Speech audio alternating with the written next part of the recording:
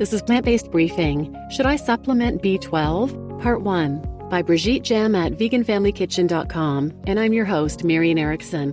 This is the Plant-Based Podcast where I share a variety of information on the many reasons to live vegan, including plant-based health, compassion for other beings, stewardship of our planet, etc. There's so much great content out there that I get permission from these content creators to share it here with you, and I narrate these articles in about 10 minutes or less every weekday. And since today's article is longer than that, it's going to be a two-parter, so part 1 today and part 2 will be read tomorrow. It's from Brigitte Gemme at veganfamilykitchen.com. She offers delicious whole food plant-based weekly meal plans. I'm a subscriber and I love her meal plans. They're always delicious and super healthy. You can even try a 2-week meal plan for free. But she offers the full shopping list, the batch prep if you want to do that on the weekend, which is great to do, but even if you don't, the weeknight meals don't take that long. And it's not that expensive. A lifetime subscription is just over $100. And not only do you get her meal plans, but she offers regular workshops and trainings that are included for free too. She's in it to help people learn to eat more plants. So now let's get to today's plant-based briefing. Should I supplement B12? Part 1 by Brigitte Gemme at veganfamilykitchen.com. Should I supplement B12? My answer is straightforward, yes. This is probably true regardless of one's dietary choices, but even more so if vegan or even just a part-time plant-based eater or flexitarian. This article is required reading for all vegan meal plan subscribers. I love you and I want to make sure you take good care of this critical aspect of your health. I am not a dietitian or health professional, and the content of this article does not constitute health advice. This information is provided for your convenience based on what I consider to be authoritative medical and scientific sources, to which I provide links. I encourage you to view all sources on your own. If you have any specific health concerns, please consult a plant-friendly physician or dietitian. This post does not contain affiliate links. I recommend that you buy the B12 supplement you need at your local pharmacy or supermarket, supporting your local economy and people. I have no financial stake in those businesses, but we all benefit from vibrant neighborhoods. Why should I supplement B12 vitamin?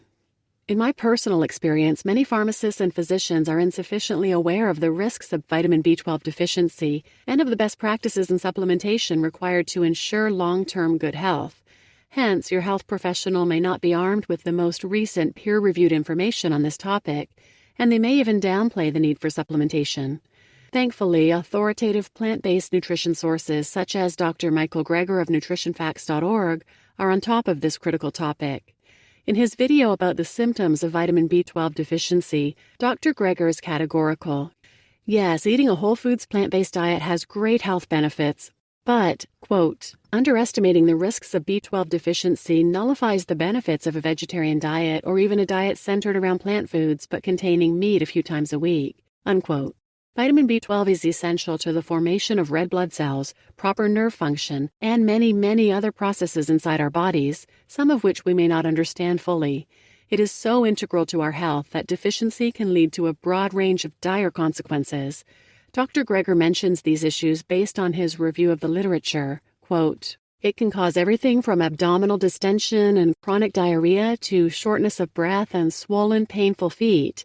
It can also cause Parkinson's syndrome-like symptoms, skin darkening that resolved with supplementation, and something I'd never heard of before, bilateral useless hand syndrome.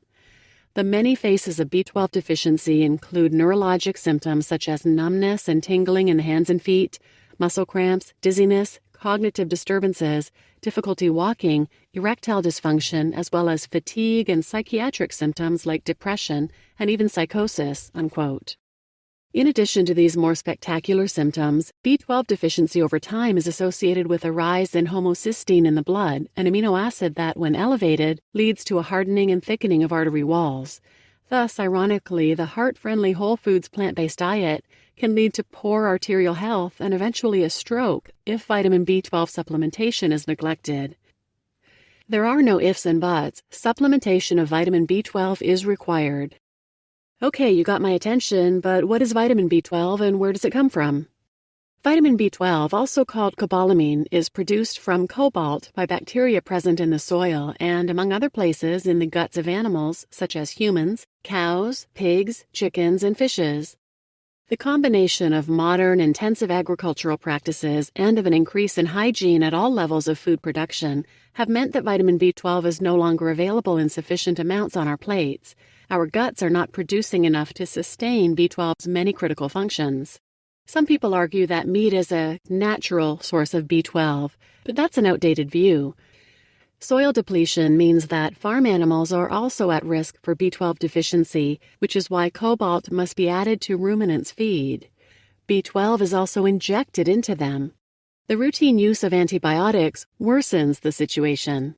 These days, however, most chickens are raised on litter, tens of thousands of birds wing to wing standing in their own poop, apparently providing them with all the B12 they need, but also leading to fecal contamination of meat, to name only one problem.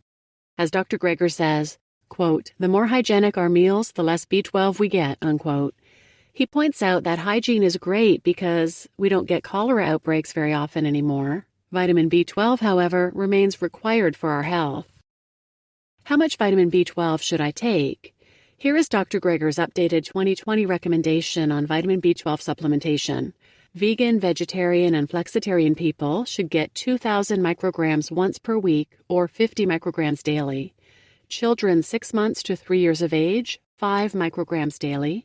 Children 4 to 10 years old, 25 micrograms per day. All adults over 65 years old should get 1,000 micrograms per day. All pregnant and breastfeeding people, 50 micrograms daily or 2 times 1,000 micrograms weekly, slightly better absorption than a single 2,000 microgram weekly. I encourage you to watch these 2 videos linked here in full for more information on how Dr. Greger came to those recommendations: optimal vitamin B12 dosage for adults and optimal vitamin B12 dosage for kids, pregnancy, and seniors. You just listened to Should I Supplement B12? Part 1 by Brigitte Gemme at veganfamilykitchen.com.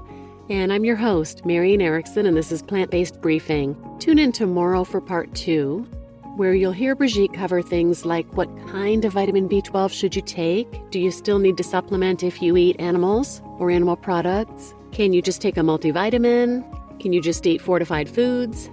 Isn't it unnatural to supplement? A number of other topics coming up in tomorrow's episode. So please share today's episode with anyone who might benefit, and thanks for listening.